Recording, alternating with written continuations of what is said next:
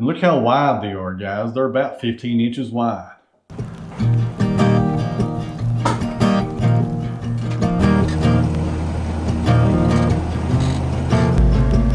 Now give it gas as you turn.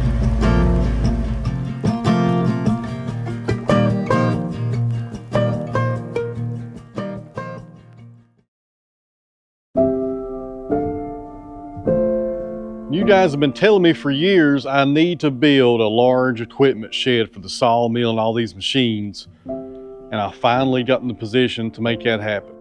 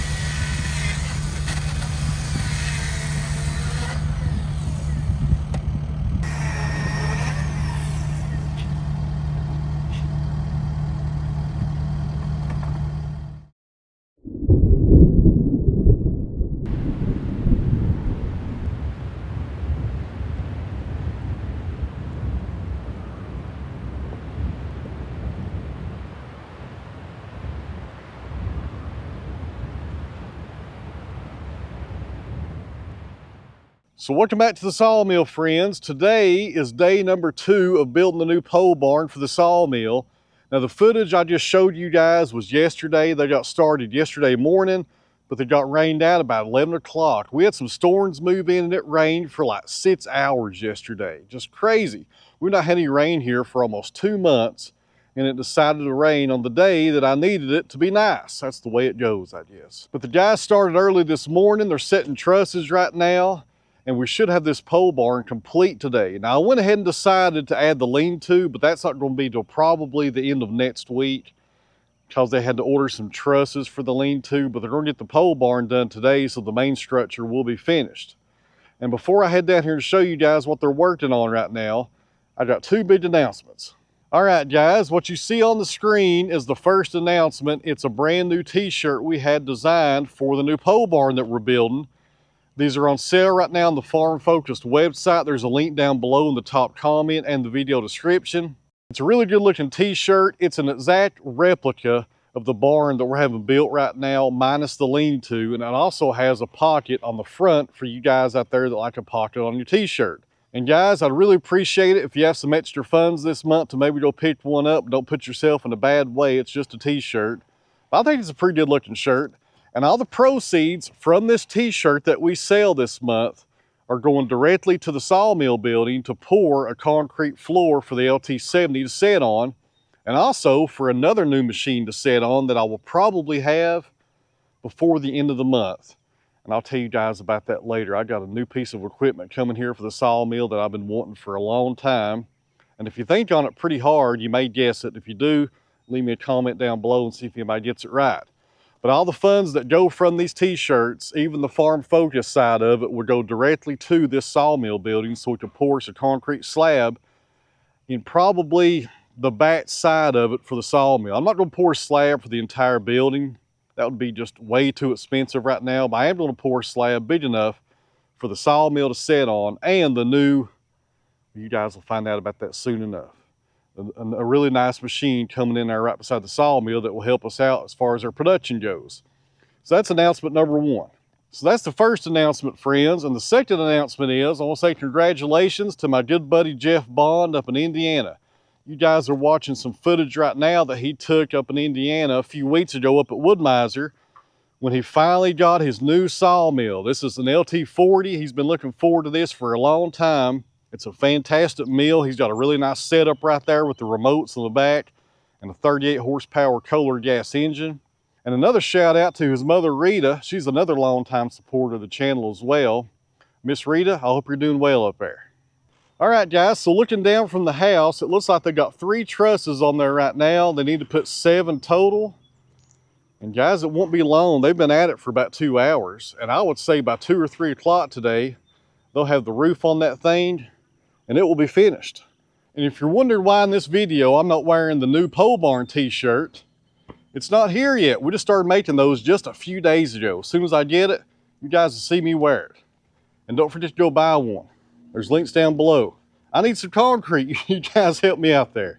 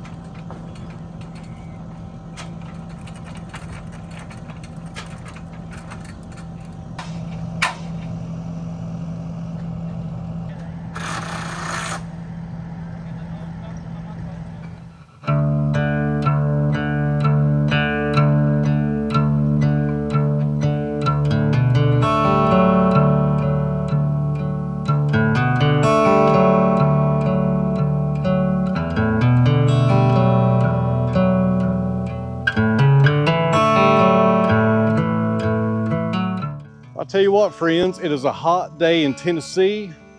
It's about 90 degrees out here. The workers just left to go get some lunch. They should be back in a few minutes. Let me show you guys what all they got done. I'll tell you what, friends, these guys are fast, and this barn is bigger than I thought it would be. I knew what the dimensions were, but I couldn't visualize it until it was here. And man, it's big size. Big size, my goodness. It's good size. It's a good size barn, big size. The heat's getting to me, I guess. I can't talk. Let me show it to you here. Big size, my goodness. I'll tell you what, I need a script to read from, I think, sometimes on these videos, friends. So here's where we're at. All the trusses are installed. We got our 2x up there connected them. And they fall in little grooves up there that attach to the trusses. And guys, this looks really good right here. Really happy with what they're doing here today. And they say they'll be done today. So I was talking to them yesterday morning, and they told me normally a barn of this size, this is a 40 by 72, they can build in one day. So if it wouldn't have rained yesterday, they'd have probably finished up last night and been out of here. Although they will be coming back the middle of next week to do the lean-to on this side over here. Let me show you. All right, so right here, of course, we have the barn. And on this side, we're gonna have a 12-foot lean-to with steel trusses coming off those 6x6s all the way down through there, which will give me an additional 12 by 72 area for storage, for lumber, for tractors, you know, whatever. I thought about doing it on both sides, but where the ground starts going uphill toward my mother-in-law's place right there, I would have to dug off a whole lot of dirt right there. And I may do that later, but for right now, I got my work cut out for me because this building, even though it will be under roof today, is nowhere near done. So I guess the major thing this building will need as soon as they're out of here is I need to run power to it. I'll have to put a pressure treated post over here in the ground somewhere close to the road and have the power company come off his transformer beside the log cabin and connect to that. Then I'll probably do underground power to a service panel inside the barn. That's the first thing I need to do, or maybe the second thing. Let me show you what probably should be the first thing. So the first thing I'll need to do is find somebody to pour some concrete back here against this wall in the back. The sawmill is going to be going back here in the very back, long ways of course, and I need to pour about a 12-foot wide slab, 40-foot long for the LT70 to set on. Now I know what you guys are thinking.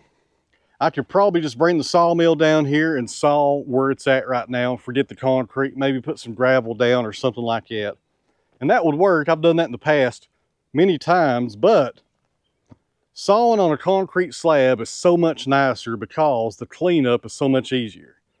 And I'm not sure how much of this I caught on camera. If you're wondering how those steel trusses connect to the post, there's 4 lag bolts up there that went into that 6x6 to connect the truss. And I may come in here once they're done and add maybe 2 bolts that go all the way through with nuts on the back, just to make it a little bit more secure. Although that may be overkill, I don't know. So I am going to close in 2 sides to this building, maybe 3, but definitely 2, and let me show them to you. So we're on the back side of the barn. I'm going to enclose this back right here, because that's where the sawmill is going to be sitting. And also this wall over here. The front will remain open. And the lean-to side, I'm not sure yet. It depends on how the lean-tos look when they get installed. I may put a wall up right here and still have the lean-tos. I'm not sure. Have to decide on that after we get that put in here in a few days. But I'll definitely be closing in this back wall and that side wall over there. And in a previous video, you guys were telling me about some drainage issues I would have back here where me and Dad dug off this bank.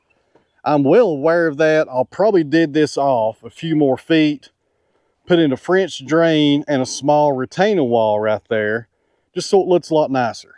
That's the plans as far as this corner goes. And I'll also be putting some gutters on the edge up there so it keeps more rain from washing down on that back corner right there. That should solve that problem once it starts raining and water starts coming in here, because it will happen sooner than later. Now guys, I paid full price for this building and also full price for the labor. It wasn't real expensive, I didn't think, but it wasn't cheap either. I think it was a pretty fair price for a building this size. It may surprise you if I tell you how much I paid for it. Stick around to the end of the video and I'll let you guys know. I got to keep you guys on the hook somehow. But It was a fair price. This is not sponsored by them or nothing like that. When these guys showed up, they didn't even know who I was, which is the way I like it. But their company name is Boom Branch Builders, and they're out of Seymour, Tennessee, which is really close to Knoxville. Now, he told me they service like between Knoxville, Nashville, the Tri-Cities, North Carolina, Kentucky. They travel a little bit, not too far, but they will travel. So if you're interested in getting a building like this, send me an email and I'll send you their information. And somebody asked me in the last video if I was going to put the kiln down here. That's a negative. The kiln is staying put forever. It's on a permanent foundation. It's like glued to that concrete slab up there. If you try to take that kiln apart, it'd probably just rip in pieces the way it's built. So it's staying up there forever. And I don't mind that because it has its own power service. It kind of spread things out a little bit. It's near the wood shop. And when stuff gets air dried down here in the lean-tos, it can go straight up there to the kiln. And guys, it's not that far away. It's probably maybe 80 yards from where we're at right now. That's not too bad, because it's not like I'm going to be taking lumber up there every day. And you guys also were asking me about theft and trespassing and all that stuff. Well, the log cabin is right here across the road from this property. It's all one property on both sides of the road. And I do have Wi-Fi over there, and I'll be running extenders over here. Get out of here, B. And I'll have cameras all over this place. So no worry right there. And since I work from home, I'm here every day, and I rarely go anywhere. I mean rarely. I never go anywhere, come to think of it. Unless I'm going to get materials or go to the grocery store, I'm pretty much home all the time. And man, it's nice. I don't like going anywhere.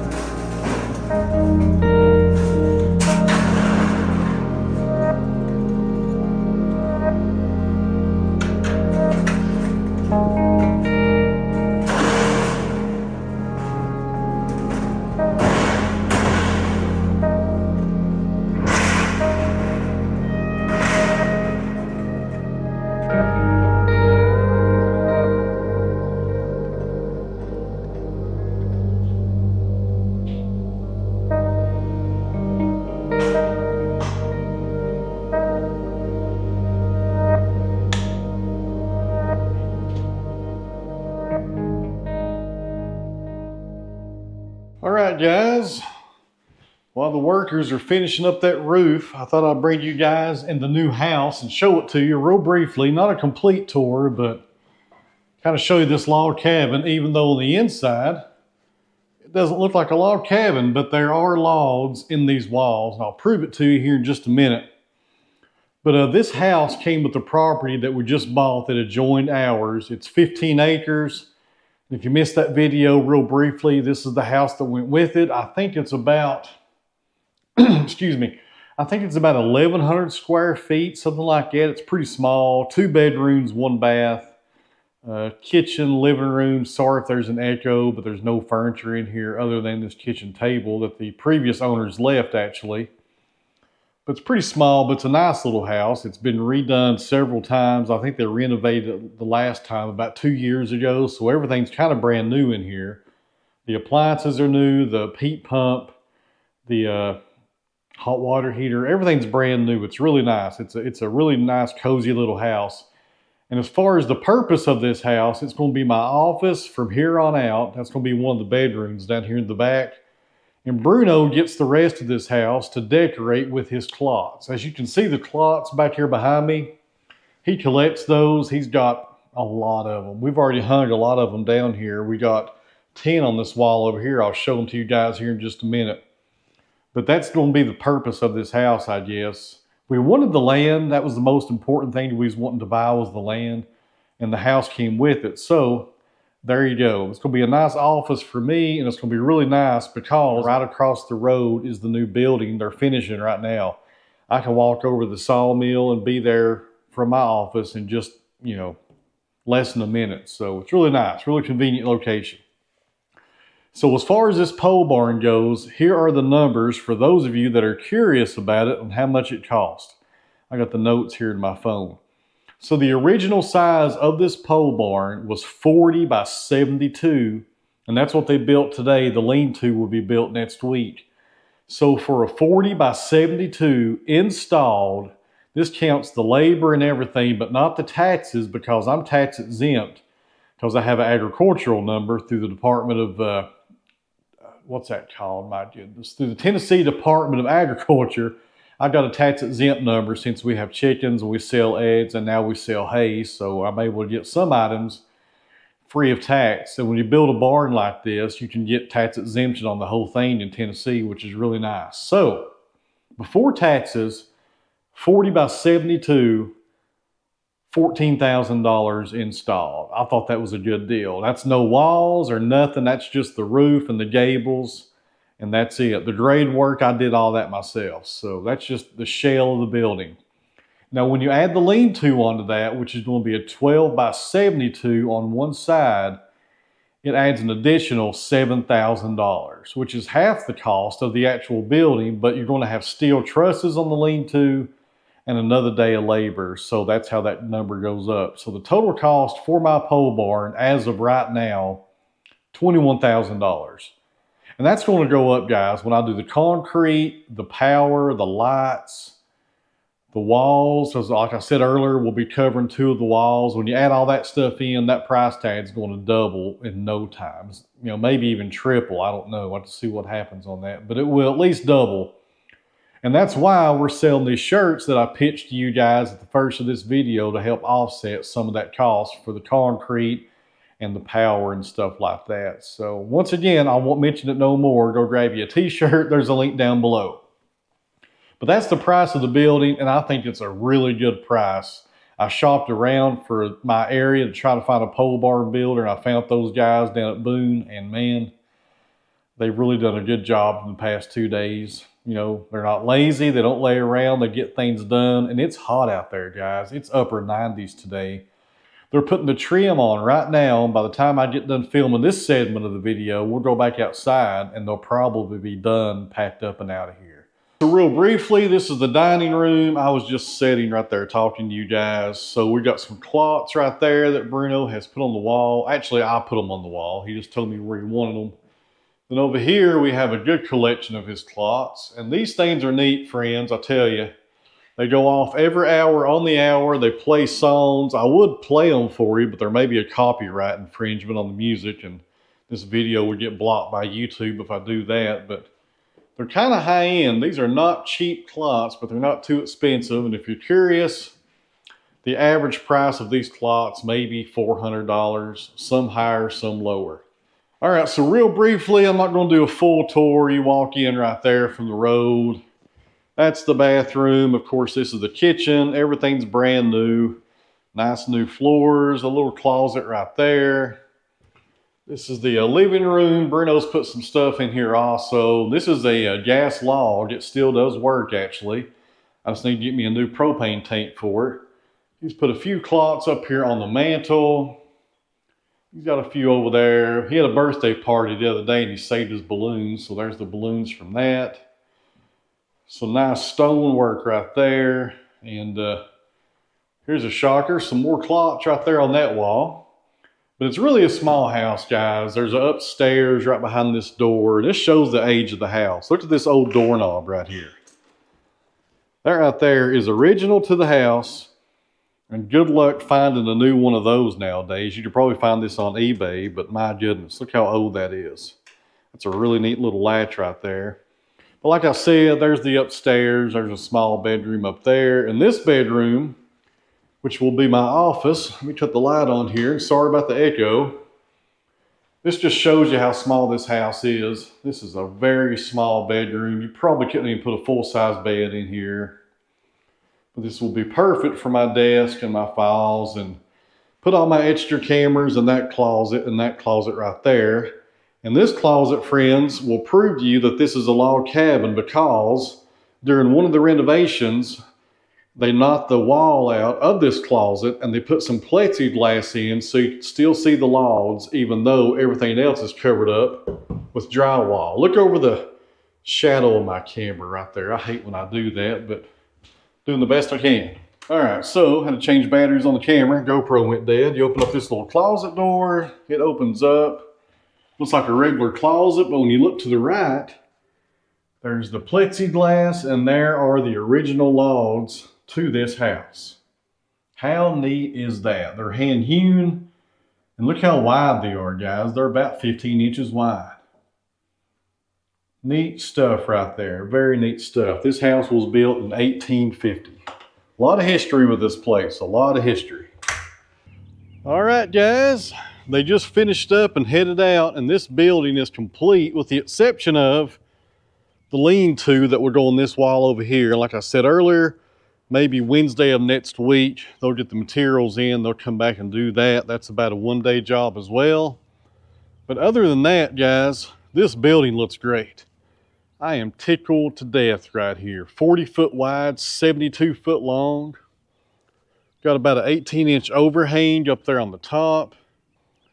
The metal looks good, and my goodness, when it rains, it's gonna sound really nice in here. Man, I couldn't be happier, guys. I tell you what, this right here has been a long time coming.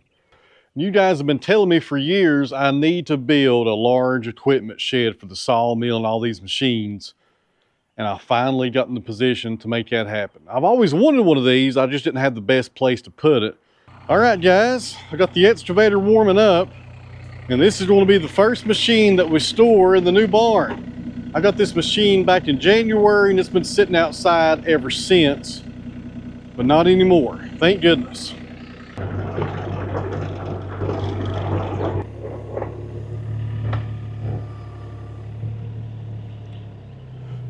Something funny just happened. When I entered the building, I caught myself looking to make sure the boom wasn't going to hit anything. Then I realized pretty fast, it's not going to hit anything. The side walls are 14 feet, and the peak up there, it's probably close to 20, maybe taller. We need to measure that.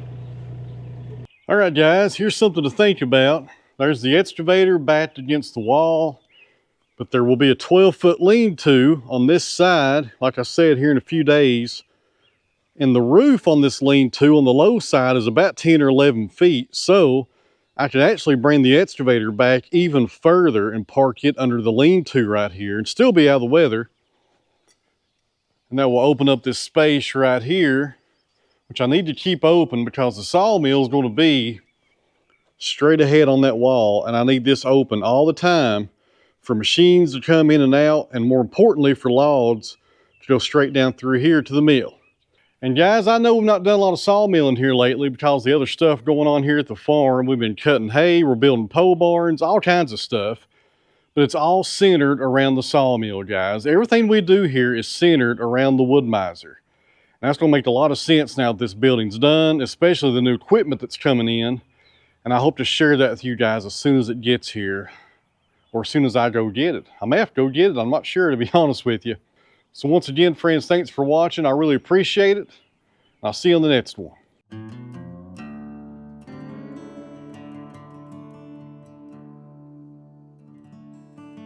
Push it just a little. There you go. Push it down a little bit harder. A little bit more. There you go. See, right here in this hay field, buddy, you can't hit nothing. Except maybe a bale of hay. That's the brake right there, okay? You don't need to hit the brake because it's all flat. Just take off. Keep it going. Can I turn left? What's that? Can I turn left? Turn any way you want to.